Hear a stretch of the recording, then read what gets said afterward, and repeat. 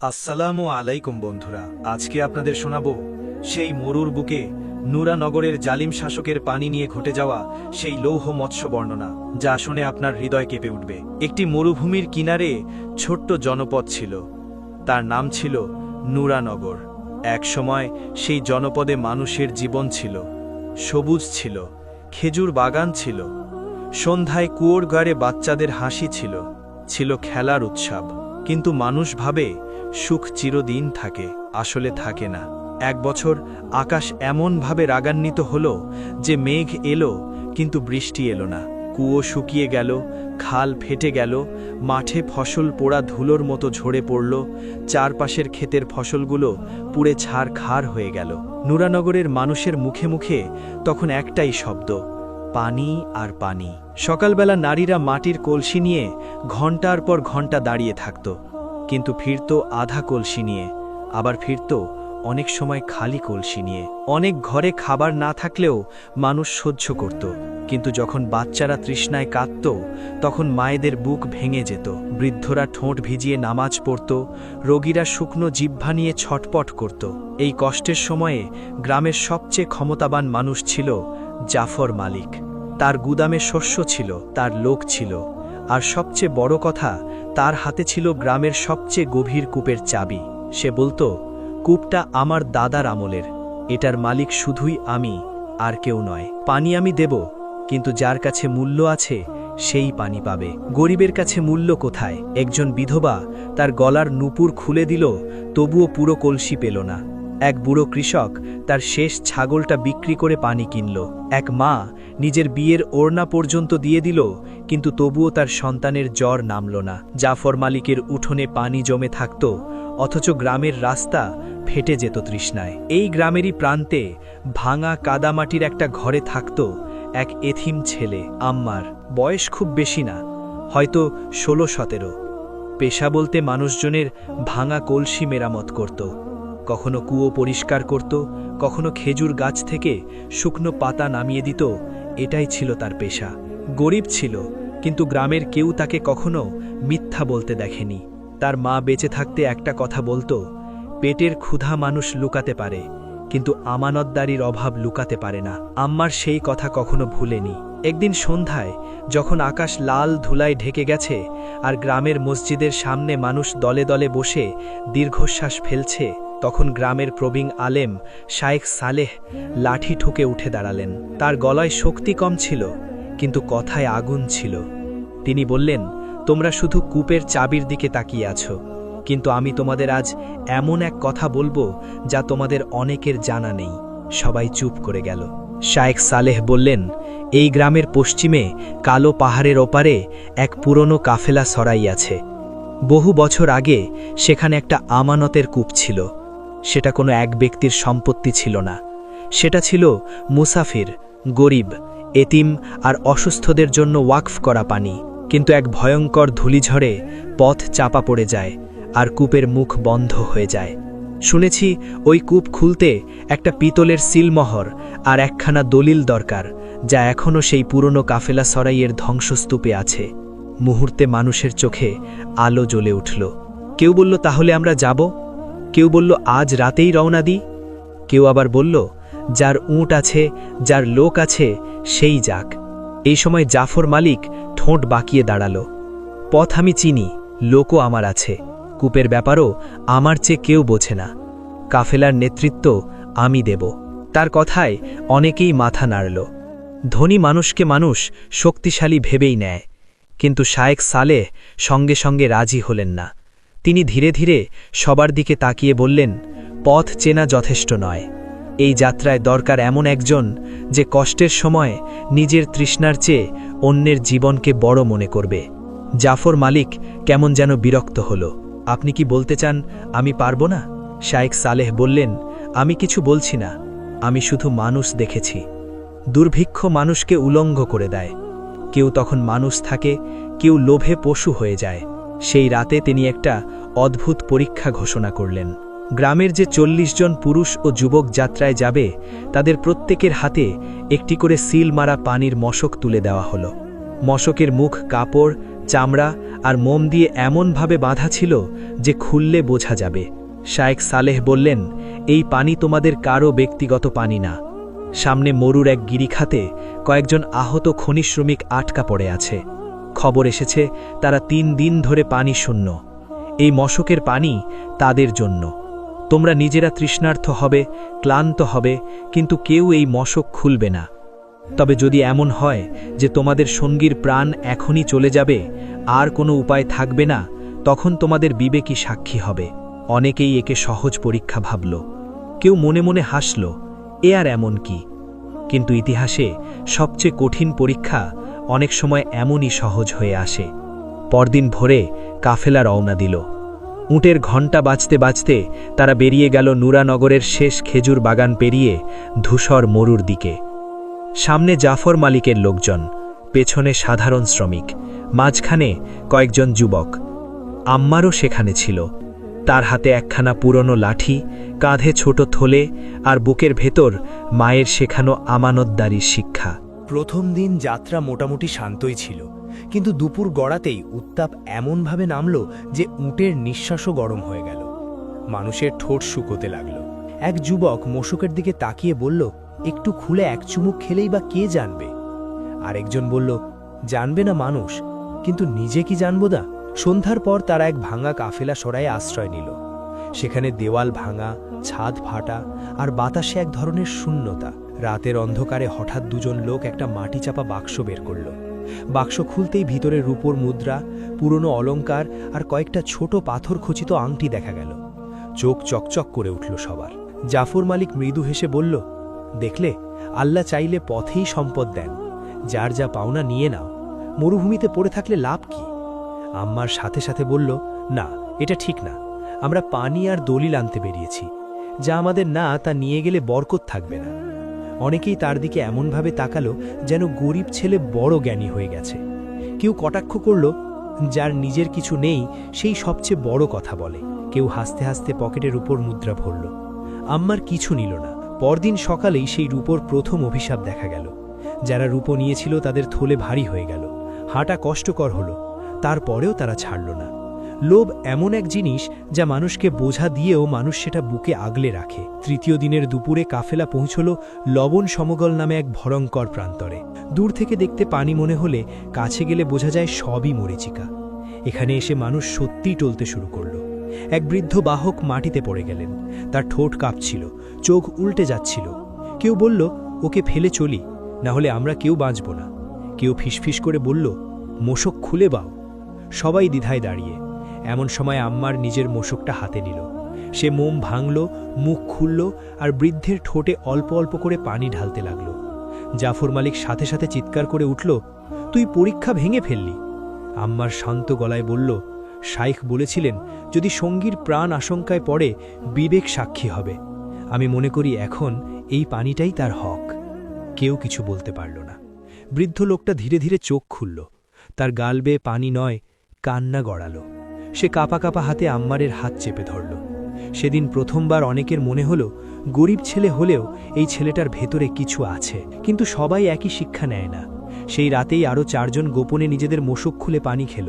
কারোর ঠোঁটের কোণে লবণের মতো সাদা দাগ শুকিয়ে গেল, কারোর চোখ এড়িয়ে না গেল। সকাল হলে শায়েখ সালেহ তো ছিলেন না, কিন্তু সত্য লুকোল না। মোশকের মুখ দেখে বোঝা গেল কারা খুলেছে। তারা নানা অজুহাত দিল, আমরা মরছিলাম, আর একটু না খেলেই অন্ধ হয়ে যেতাম। আল্লাহ তো ক্ষমাশীল। কিন্তু যে নিজের দুর্বলতাকে দুর্বলতা বলে মানতে পারে না, তার জন্য ক্ষমাও শিক্ষায় পরিণত হয় না।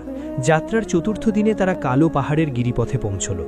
সেখানে বাতাস ঠান্ডা, কিন্তু পথ বিপজ্জনক। কোনো এক সময় পাহাড়ের বুক কেটে বানানো হয়েছিল কাফেলার রাস্তা। এখন তা ভেঙে গেছে। এখানেই সামনে দেখা গেল সেই পুরনো কাফেলা সরাই, অর্ধেক ধসে পড়া, অর্ধেক দাঁড়িয়ে থাকা, যেন ইতিহাসের ক্লান্ত প্রহরী। ভেতরে ঢুকেই তারা শুনল গোঙানির শব্দ। একটা অন্ধকার ঘরের ভেতর সত্যিই 3 জন আহত খনিশ্রমিক পড়ে আছে। 2 জন অচেতন, একজনের ঠোঁট ফাটা, চোখ শুকনো। এখন আর কারোর বুঝতে বাকি রইল না যে শায়েখ সালেহের কথা সত্য ছিল। যাদের মোশক অক্ষত ছিল তারা দৌড়ে পানি এগিয়ে দিল। যাদের মোশক খালি তারা লজ্জায় মাথা নামিয়ে দাঁড়িয়ে রইল। সেই মুহূর্তে পরীক্ষার ফল ঘোষণা করার জন্য কোনো কণ্ঠের দরকার হয়নি। মানুষ নিজেই বুঝে গেল কে আমানত রেখেছে আর কে পারে নাই। খনি শ্রমিকদের একজন পানি খেয়ে একটু সুস্থ হয়ে বলল, তোমরা যদি আর একদিন দেরি করতে আমরা মরে যেতাম। আরেকটা কথা, এই সরাইয়ের নিচের ভাণ্ডারে সত্যি দলিল আছে, কিন্তু সাবধান, আশেপাশে সাহারান ডাকাত দল ঘুরে বেড়াচ্ছে। তাদের নেতা কায়েস বহুদিন ধরে এই পথের সব সম্পদ লুটে নিচ্ছে। জাফর মালিকের চেহারা তখন পাল্টে গেছে। এতক্ষণ যে নেতৃত্বের কথা বলছিল, এখন সে একটু পিছিয়ে দাঁড়িয়ে, কারণ পরীক্ষায় যারা পড়ে যায় বিপদ এলেই তাদের আসল ভিতরটা বেরিয়ে পড়ে। সরাইখানার ভাঙা সিঁড়ি বেয়ে তারা নিচের ভাণ্ডারে নামল। অন্ধকারের ভিতর একটা পিতলের সিন্দুক খুলতে গিয়ে দেখা গেল তাতে মরিচে পড়া তালা, আর পাশে দেওয়ালে খোদাই করা শব্দ, এই পানির হক প্রথমে পথিকের, তারপর অসুস্থের, তারপর এতিমের, তারপর দরিদ্রের, ধনীর জন্য নয়, জোরের জন্য নয়। এই লাইন পড়তেই কয়েকজন থমকে গেল। আম্মারের বুক কেঁপে উঠল। সে যেন নিজের মায়ের কণ্ঠ শুনল, যা মানুষের হক তা নিজের নামে করিস না। সিন্দুক খুলে তারা পেল পিতলের সিলমোহর, পুরনো দলিল আর একটা মানচিত্র, যেখানে দেখানো আছে পাহাড়ি ঝর্ণার লুকোনো স্রোত কিভাবে নুরানগরের শুকিয়ে যাওয়া খালে নামানো যায়। সবাই আনন্দে ফেটে পড়ার আগেই বাইরে থেকে হুঙ্কার শোনা গেল, কেউ নড়বি না। দরজার মুখে দাঁড়িয়ে আছে কায়েস আর তার সশস্ত্র লোকেরা, মুখে কাপড় বাঁধা, হাতে বাঁকা তরবারি, চোখে হিংসা। কায়েস হাসল, আমি জানতাম কেউ না কেউ একদিন এই সিলমোহর খুঁজতে আসবেই। দলিল আর সিলমোহর আমাকে দাও, তোমরা বেঁচে যেতে পারো। জাফর মালিক প্রথমেই পিছিয়ে গেল। কেউ কিছু বলার আগেই সে ফিসফিস করে বলল, ওদের দিয়ে দাও, কাগজ দিয়ে জীবন বাঁচালে ক্ষতি কি? আম্মার বলল, এটা শুধু কাগজ না, এই দলিল মানে গ্রামের অসুস্থ মানুষের পানি, এতিমের পানি, মুসাফিরের পানি। এটা দিয়ে দিলে আমরা শুধু জীবন না, ন্যায়ও হারাবো। কায়েস তীক্ষ্ণ চোখে আম্মারের দিকে তাকালো। তুই তুই কথা বলছিস? আম্মার দৃঢ় গলায় বলল, হ্যাঁ আমি, কারণ এই পানি তোমার না, আমারও না, এটা যাদের হক তাদের। কায়েস হেসে উঠল, হক? মরুভূমিতে যার শক্তি হক তার। এমন সময় এক চিৎকার শোনা গেল পাশের ঘর থেকে। ডাকাতদের মধ্যে অস্থিরতা। দেখা গেল কায়েসের ছোট মেয়ে, যাকে তারা সঙ্গে করে এনেছিল, একটা বিচ্ছুর কামড়ে মাটিতে গুকড়ে গেছে। সবাই দৌড়দৌড়ি শুরু করল। কায়েসের মুখের অধ্যত্ত মুহূর্তে আতঙ্কে ভেঙে পড়ল। সে চেঁচিয়ে উঠল, কেউ কিছু করো, আমার মেয়েকে বাঁচাও। ডাকাতদের কেউ চিকিৎসা জানত না, আর কাফেলার আহত বৃদ্ধ লোকটি কাঁপা গলায় বলল, আমাদের থলেতে শুকনো ভেষজ আছে, বিষ নামানোর জন্য। কিন্তু সে নিজে উঠতে পারছিল না। সবাই যখন দ্বিধায়, তখন আম্মার সামনে এগিয়ে গেল। জাফর মালিক চিৎকার করে বলল, পাগল হয়েছিস, ওরা আমাদের মারবে। আম্মার বলল, হয়তো মারবে, কিন্তু একটা বাচ্চা মৃত্যু যন্ত্রণায় পড়ে আছে। সে হাঁটু গেড়ে বসে মেয়েটার পা কাপড় দিয়ে শক্ত করে বাঁধল, বিষ ছড়ানো ঠেকালো, ভেষজ গুঁড়ো লাগালো, আর অল্প অল্প করে পানি খাওয়ালো। কায়েস অসহায় চোখে তাকিয়ে রইল। যে লোক একটু আগেও তরবারি তুলে দাঁড়িয়েছিল, সে এখন কাঁপা ঠোঁটে শুধু বলল, বাঁচবে? আম্মার বলল, আল্লাহ চাইলে বাঁচবে, কিন্তু তোমার লোকজন শান্ত থাকুক। সময় যেন থেমে গেল। মেয়েটার কাঁপুনি ধীরে ধীরে কমল, নিঃশ্বাস স্বাভাবিক হল। কায়েস বসে পড়ল মাটিতে। তার চোখে তখন আর ডাকাতের আগুন নেই, শুধু বাবার আতঙ্ক আর স্বস্তি। অনেক সময় তরবারি মানুষকে নত করতে পারে না, কিন্তু দয়া পারে। কায়েস ধীরে ধীরে মাথা তুলল। তুই আমাকে কেন সাহায্য করলি? আম্মার বলল, কারণ অন্যের সন্তানও সন্তানের মতোই, আর মৃত্যু সামনে দাঁড়ালে শত্রুতা ছোট হয়ে যায়। এই কথা শুনে কায়েসের পাশে দাঁড়ানো এক বৃদ্ধ ডাকাত হঠাৎ বলে উঠল, এই দলিলটা পড়ে শোনাও। আম্মার দলিল খুলে উচ্চস্বরে পড়তে লাগল। শব্দগুলো ভাঙা, তবুও স্পষ্ট। এই পানি আল্লাহর নামে ওয়াকফ, পথিক, অসুস্থ, এতিম, বিধবা, শ্রমিক সবার এই হকদার। যে ব্যক্তি এটাকে নিজের সম্পদ বানাবে সে আমানাতখোর। জাফর মানিকের মুখ সাদা হয়ে গেল, কারণ সে বুঝে গেছে এই দলিল যদি গ্রামে পৌঁছায় তবে তার কূপের একচেটিয়া দখল টিকবে না। সে হঠাৎ কায়েসের দিকে ফিরে বলল, শোনো, তুমি চাইলে আমি গ্রামের কূপের অর্ধেক অংশ তোমাকে দেব, শুধু ওই দলিলটা নষ্ট করে দাও। এক মুহূর্তে সব পরিষ্কার হয়ে গেল। মানুষ বুঝল কার হৃদয়ে কত লোভ গভীর। কায়েস বিস্মিত চোখে তাকালো, তুই নিজের গ্রামের পানির ভাগ ডাকাতকে দিবি? জাফর বলল, বাঁচতে হলে দিতেই হয়। আম্মার চিৎকার করে উঠল, না, বাঁচা মানে শুধু শ্বাস নেওয়া না, অন্যের হক কেড়ে নিয়ে বাঁচা সেটা বাঁচা না। পরিস্থিতি হঠাৎ উত্তপ্ত হয়ে উঠল। জাফর মালিক তার কোমর থেকে ছুরি বের করে দলিল ছিনিয়ে নিতে ঝাঁপিয়ে পড়ল। আম্মার সরে গেল, কিন্তু দলিলটা হাতছাড়া হতে হতে বাঁচল। আহত বৃদ্ধ বাহক যাকে আম্মার পথের মধ্যে নিজের পানি খাইয়ে বাঁচিয়েছিল সেই বৃদ্ধ লাঠি তুলে জাফরের হাতে আঘাত করল। জাফরের ছুরি পড়ে গেল। কয়েকজন কাফেলা সঙ্গী যারা এতক্ষণ দ্বিধায় ছিল এবার আম্মারের পাশে এসে দাঁড়াল। কায়েস এসব দেখছিল। তার মুখে এক অদ্ভুত পরিবর্তন। সে নিজের লোকদের বলল, কেউ তরবারি তুলবে না। তারপর জাফরকে বলল, আমি ডাকাত এটা সত্য, কিন্তু তোর মতো আমানতখোর হতে চাই না। এরপর কায়েস এমন এক কাজ করল যা কেউ কল্পনাও করেনি। সে নিজের হাতে দলিল আর পিতলের সিলমোহর আম্মারের দিকে বাড়িয়ে দিল। নাও, এটা যাদের হক তাদের কাছে পৌঁছে দাও, আর আজ থেকে আমার লোকেরা এই পথে কাফেলা লুটবে না। কেউ বিশ্বাস করতে পারছিল না, কিন্তু মরুভূমিও কখনো কখনো সাক্ষী থাকে, দয়া মানুষের ভিতরের পাথর গলিয়ে দিতে পারে। ফেরার সময় নতুন বিপদ এলো। কালো পাহাড়ের পাশের প্রাচীন বাঁধের মুখে সিলমোহর বসিয়ে প্রাচীন পানিপথ খুলতে হবে, না হলে দলিল থাকলেও পানি গ্রামে যাবে না। মানচিত্রে পথ আছে, কিন্তু বাঁধের ফটক পাথরে আটকে গেছে। অনেকেই চেষ্টা করল, কেউ পারল না। জাফর মালিক তখন চুপচাপ বসে, মুখ নিচু করে। সে যেন বুঝতে শুরু করেছে এতদিন সে শুধু কূপের চাবি ধরে রেখেছে, কিন্তু মানুষের দোয়া হারিয়েছে। আম্মার মানচিত্র দেখে বুঝল পাশে পাহাড়ি নালার শুকনো মুখে পাথর জমে পানি আটকা আছে। সে সবাইকে নিয়ে ছোট ছোট পাথর সরাতে লাগল। খনি শ্রমিকরা, কাফেলার লোক, এমনকি কায়েসের 2 জন মানুষও সাহায্য করল। ঘণ্টাখানেক পর যখন পিতলের সিলমোহর খাজে বসানো হলো, তখন প্রথমে একটা গম্ভীর শব্দ হলো, যেন বহুদিন বন্ধ থাকা বুক হঠাৎ নিঃশ্বাস নিল। তারপর গর্জন করে পাহাড়ের ভিতর থেকে পানি ছুটে এলো। শুকনো খালে প্রথমে চিকন স্রোত, তারপর প্রশস্ত ধারা, তারপর উচ্ছ্বাস। মানুষ কেউ কাঁদল, কেউ সিজদায় পড়ে গেল, কেউ দুহাত তুলে দোয়া করতে লাগল। আম্মার দাঁড়িয়েছিল নিঃশব্দে। তার চোখে পানি, কিন্তু সেটা তৃষ্ণার না, সাক্ষী হওয়ার। যখন তারা নুরানগরে ফিরল, তখন গ্রামের লোক যেন মরা থেকে জেগে উঠল। খালে পানি বইছে, কূপে স্তর উঠছে, বাচ্চারা বিস্ময়ে চিৎকার করছে, নারীরা কলসি ভরছে, বৃদ্ধরা কাঁদতে কাঁদতে বলছে, আল্লাহ আমাদের ভোলেননি। মসজিদের সামনে সবাই জড়ো হল। শায়েখ সালে দলিলটা উচ্চস্বরে পড়ে শোনালেন।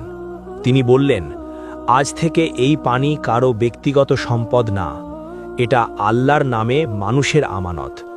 যে এই পানিকে ব্যবসা বানাবে সে নিজের বিরুদ্ধে সাক্ষী দেবে। সব চোখ তখন জাফর মালিকের দিকে। সে অনেকক্ষণ মাথা নিচু করে দাঁড়িয়ে রইল। মানুষ ভাবল হয়তো সে অস্বীকার করবে, ঝগড়া করবে, লোক লাগাবে। কিন্তু সব মানুষ শেষ পর্যন্ত একই রকম থাকে না। দুর্ভিক্ষ যেমন মানুষকে প্রকাশ করে, তেমনি লজ্জা কখনো কখনো মানুষকে বদলায়ও। জাফর ধীরে ধীরে সামনে এলো। তার হাতে কূপের চাবি। সে কাঁপা গলায় বলল, আমি অন্যায় করেছি। আমি ভেবেছিলাম পানি ধরে রাখলে ক্ষমতা থাকবে, কিন্তু আজ বুঝলাম পানি ধরে রাখলে অভিশাপ জমে।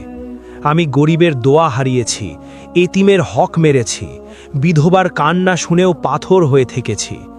যদি তোমরা আমাকে ক্ষমা নাও করো, তবুও আমি চাবি ফিরিয়ে দিচ্ছি। এই বলে সে চাবিটা শায়েখ সালেহের পায়ের কাছে রেখে দিল। পুরো ময়দান নীরব। ক্ষমা বড় জিনিস, কিন্তু অনুতাপও ছোট না। শায়েখ সালেহ চাবি তুলে আম্মারের হাতে দিলেন। সবাই অবাক। তিনি বললেন, এই চাবি কোনো মালিকানার নয়, এটা দায়িত্বের। আজ থেকে কূপ দেখাশোনার দায়িত্ব থাকবে একক কারো হাতে নয়, থাকবে একটি আমানতদার দলের হাতে। আর সেই দলের প্রথম খাদেম হবে আম্মার। আম্মার কেঁপে উঠল। সে বলল, আমি তো শুধু আমার কাজ করেছি। শায়েখ সালেহ মৃদু হাসলেন। মানুষের বড় হওয়ার শুরু এখানেই, যখন সে ক্ষমতা চায় না, কিন্তু দায়িত্ব থেকে পালায়ও না। দিন গড়ালো। নুরানগরে নতুন নিয়ম হলো। প্রথমে পানি পাবে অসুস্থরা, তারপর বাচ্চাওয়ালা পরিবার, তারপর বিধবা ও শ্রমিক, তারপর সবার ঘরে সমান ভাগে। কূপের পাশে পাথরে খোদাই করে লেখা হলো, আমানত যার হাতে, জবাবদিহি তার উপর। কায়েসের কথাও মানুষ ভুলল না। কয়েক মাস পর শোনা গেল সে ডাকাতি ছেড়ে পাহাড়ি পথে মুসাফিরদের নিরাপদে পৌঁছে দেয়। কেউ কেউ বিশ্বাস করল, কেউ করল না। কিন্তু আম্মার বলল, যার ভিতর একবার দয়া জাগে তার ফেরার রাস্তা পুরোপুরি বন্ধ হয় না। আর জাফর, সে আগের মতো প্রভাবশালী রইল না, কিন্তু মাঝে মাঝে দেখা যেত সে কূপের ধারে দাঁড়িয়ে পানি তুলতে সাহায্য করছে, বৃদ্ধদের কনসি গাদার পিঠে তুলে দিচ্ছে। হয়তো সে সব অন্যায়ের মাসুল দুনিয়ায় পুরো দিতে পারবে না, কিন্তু অনুতাপের পথও আল্লাহ বৃথা রাখেন না।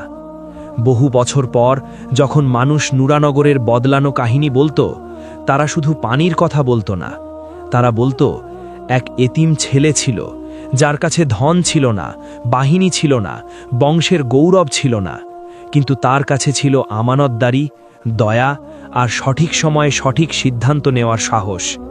আর অনেক সময় এই তিনটেই পুরো জনপদ বাঁচানোর জন্য যথেষ্ট। প্রিয় বন্ধুরা, আশা করি আজকের এই সত্য কাহিনীটি আপনাদের ভালো লেগেছে। যদি ভিডিওটি ভালো লাগে তবে কমেন্টে জানান। আপনাদের মতামত আমাদেরকে নতুন নতুন ইসলামিক গল্পে তৈরিতে অনুপ্রেরণা দেয়। আপনারা কোথা থেকে দেখছেন সেটা কমেন্টে জানান।